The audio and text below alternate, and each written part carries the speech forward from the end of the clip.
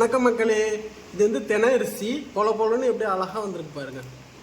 நம்ம சாப்பாடு சாப்பிட்ற மாதிரியே சாப்பிட்லாம். தெனை அரிசி முருகப்பெருமானுக்கு பிடிச்ச அரிசின்னு சொல்லுவாங்க. இதை தினையும் தேனும் தினைமாவும் கொடுத்தாங்கன்னு சொல்லுவாங்களா, அதனால தெனை அரிசி.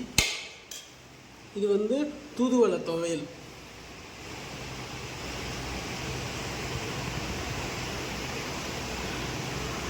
இது வந்து ப்ரொக்கோலி சூப்பு.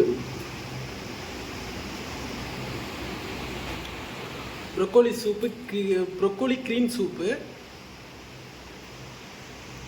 இது மெருகு வத்தல், இது கொத்தரை வத்தல், இது மோர் மிளகாய். இது அரைச்சி விட்ட காரக்குழம்பு.